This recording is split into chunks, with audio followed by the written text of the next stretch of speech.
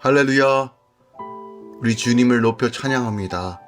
오늘도 우리와 동행하시고 우리를 붙드시는 그 하나님의 놀라우신 긍휼과 은혜가 오늘 우리의 삶을 덮을 것입니다. 함께 믿음으로 걸어갑시다. 5월 9일 화요일 아침 예배 성삼위 하나님께 올려드립니다.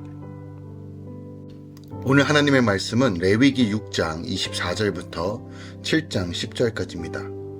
레위기 6장 24절부터 7장 10절까지입니다. 여호와께서 모세에게 말씀하여 이르시되 아론과 그의 아들들에게 말하여 이르라. 속죄제의 규례는 이러하니라. 속죄제 제물은 지극히 거룩하니 여호와 앞 번제물을 잡는 곳에서 그 속죄제 제물을 잡을 것이요 죄를 위하여 제사 드리는 제사장이 그것을 먹되 곧 회막들 거룩한 곳에서 먹을 것이며 그 곡에 접촉하는 모든 자는 거룩할 것이며 그 피가 어떤 옷에든지 묻었으면 묻은 그것을 거룩한 곳에서 빨 것이요 그 고기를 토기에 삶았으면 그 그릇을 깨트릴 것이요 유기에 삶았으면 그 그릇을 닦고 물에 씻을 것이며 제사장인 남자는 모두 그것을 먹을지니 그것은 지극히 거룩하니라. 그러나 피를 가지고 회막에 들어가 성소에 속죄하게 한 속죄제 제물의 고기는 먹지 못할지니 불사를 지니라. 속번제 규례는 이러하니라. 이는 지극히 거룩하니 번제물을 잡는 곳에서 속번제 번제를 잡을 것이요 제사장은 그 피를 제단 사방에 뿌릴 것이며 그 기름을 모두 들이되 곧 그 기름진 꼬리와 내장에 덮인 기름과 두 콩팥과 그 위에 기름 곧 허리 쪽에 있는 것과 간에 덮인 거풀을 콩팥과 함께 떼어내고 제사장은 그것을 다 제단 위에서 불살라 여호와께 화제로 드릴 것이니 이는 속건제니라. 제사장인 남자는 모두 그것을 먹되 거룩한 곳에서 먹을지니라. 그것은 지극히 거룩하니라. 속죄제와 속건제는 규례가 같으니 그 제물은 속죄하는 제사장에게 돌아갈 것이요 사람을 위하여 번제를 드리는 제사장 곧 그 제사장은 그 드린 번제물의 가죽을 가질 것이며 화덕에 구운 소제물과 냄비에나 설판에서 만든 소제물은 모두 그 드린 제사장에게 돌아갈 것이니 소제물은 기름 섞은 것이나 마른 것이나 모두 아론의 모든 자손이 균등하게 분배할 것이니라. 아멘. 하나님의 말씀입니다. 제사장은 지극히 거룩한 속죄제 제물을 정해진 규례대로 거룩하게 다루어야 하죠. 그는 지극히 거룩한 속건 제물도 그 규례대로 드리고 남은 것은 거룩한 곳에서 먹어야 합니다. 속죄제와 속건제는 규례가 같아 그 제물 중 번제를 드리고 남은 것은 제사장에게로 돌아간다라고 명하고 계십니다. 오늘 절별로 그 내용을 계속 살펴볼 텐데요. 먼저 어저께 이어서 오늘은 속죄제와 속건제의 보충 규례를 담고 있습니다. 먼저 6장 24절부터 30절까지는 하나님이 백성을 대표하여 제사를 드리는 제사장들에게 속죄제 제물은 지극히 거룩하다고 강조하세요. 하나님은 소제물 중 제사장에게 드리는 것은 지극히 거룩한 것이라고 하셨는데 이제 속죄 제물도 지극히 거룩하다라고 알려주십니다. 따라서 제사장은 속죄 제물을 처음부터 끝까지 규례대로 조심스럽게 다루어야 합니다. 이것이 의미하는 것은요. 예수님이 보혈의 값으로 사신 우리의 몸과 마음 또한 지극히 거룩한 것이기에 처음부터 끝까지 죄에서 구별하여 주께 드려야 한다는 것을 의미한다고 우리가 해석할 수 있습니다. 7장 1절부터 6절까지입니다. 속건제는 번제와 화목제물처럼 제물의 피를 제단 사방에 뿌려야 하며 화목제와 속죄제처럼 내장의 기름을 떼어야 합니다. 또한 소제 및 족장과 평민의 속죄제처럼 불태우고 드리고 남은 제물을 제사장이 정해진 곳에서 먹을 수 있었습니다. 이처럼 속건제는 죄로 핏값을 죄값을 치르고 기름으로 헌신을 표현하고 고기로 배상한다는 의미를 가집니다. 이사야의 예언대로 주님은 자신을 속건제물로 드리셨습니다. 이 은혜가 나도 주님을 위해 헌신하고 봉사할 최고의 이유가 되는 것이죠.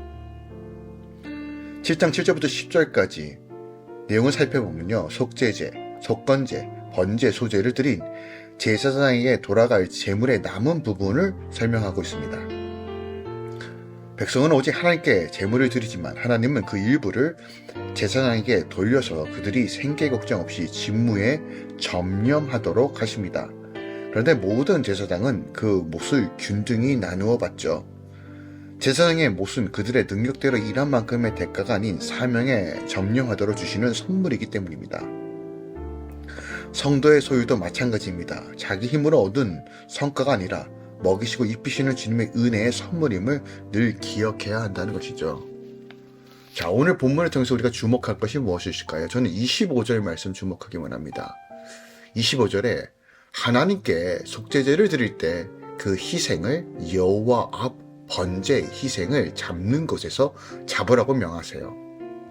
중요한 것은요, 속죄제 희생을 여호와 앞에서 잡는다는 건 곧 속죄제를 드리는 사람이 자신을 하나님 앞에서 죽인다는 의미를 가지고 있습니다.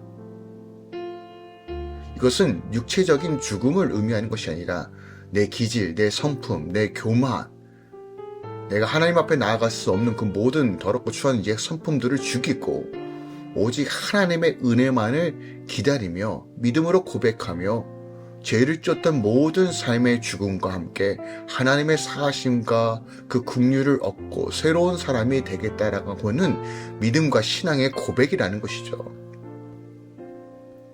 과거 이스라엘 백성들처럼 죄의 문제를 들고 하나님 앞에 나아가는 우리들의 모습은 어때야 할까요? 그들처럼 자신을 먼저 죽임으로써 하나님께 나아가고자 하고 있는지 우리에게 묻고 계시는 겁니다. 실질적으로 십자가의 사건, 주님과 함께 죽고 내가 부활하는 그 놀라우신 영적인 비밀과 신비가 우리 안에 이루어져야 합니다. 적당히 죽는 것은 주님을 따르는 것이 아닙니다. 완전하게 죽어야 합니다. 내 자아가 살아 펄펄 뛰고 내가 주인된 삶을 사는 것은 결탄코 하나님 앞에 나아갈 수 없습니다. 믿음과 신앙은 말씀을 따라 살아가는 것은 내가 주인이 아니라 내 중심을 예수로 바꾸는 사건입니다.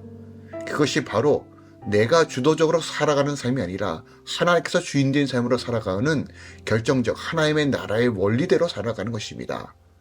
아무것도 아닌 자신의 능력을 믿고 살아가는 사람들과 함께 이 세상의 방식을 쫓아가는 사람이 아니라 교회는, 성도는 하나님께 내 삶을 내어드리고 끝까지 주의 뜻을 향해 나아가는 것, 이것이 바로 우리가 거룩한 삶을 사는 것, 구별된 삶을 사는 것입니다. 우리가 수많은 회개 기도를 하고 주님께 죄를 고백한다 하더라도 내 삶에서 내 자아가 죽고 내 말이 성숙해지지 못하고 내 행동이 거룩해지지 못한다라고 하면 우리는 온전한 회개를 이루는 삶이 아닌 것입니다. 번제단 앞에서 내가 그 재물들과 함께 죽는 것처럼 오늘도 우리 삶 가운데 나를 저 주님께 복종시키며 내 자아와 내 생각을 주님께 온전히 내어드리며 주님의 것이 내 것이 되기 위해 늘 갈망하시고 기도하며 주님을 의지하는 오늘 이 하루 되길 소망합니다. 하나님께서 사모하는 자, 깨어지고 상한 마음으로 주님 앞에 나아 주의 은혜를 구하는 자들에게 하나님께서 한량없는 그 은혜를 주시며 무엇보다도 회개하고 주님을 의지하는 자에게 하늘에 속한 모든 신령한 복을 누릴 수 있는 지혜와 계시를 열어주실 것입니다. 오늘도 성령 안에서 풍성한 은혜로 충만한 하루 되시길 예수 그리스도의 이름으로 축원드리고 또 부탁드립니다. 기도하겠습니다. 사랑하는 주님 감사드립니다. 늘 하나님의 놀라우심과 그 섭리, 인도하심을 사모합니다. 주의 도우심과 역사하심을 채우시고 날마다 우리가 온전한 회개와 온전한 순종으로 나아갈 수 있는 은혜를 주시옵소서. 억지로가 아니라 주님과의 그 친밀함과 그 거룩하심이 우리 안에 늘 새겨되어지고 흘러갈 수 있도록 도와주시옵소서. 주님, 우리는 연약합니다. 주인님께서 도와주셔야 합니다. 은혜의 가운데 은혜를 구하며 갈망하며 예배하며 하나님만 바라볼 수 있도록 하나님의 끝뜻을 향해 나아갈 수 있도록 주여 성도들을 도우시고 붙들어 주시옵소서. 이제는 우리 주 예수 그리스도의 은혜와 우리 하나님 아버지의 놀랍고 지극하신 사랑과 성령 하나님의 내주교통 충만 역사하심이 이제부터 영원까지 함께 계시길 축원하노라. 아멘.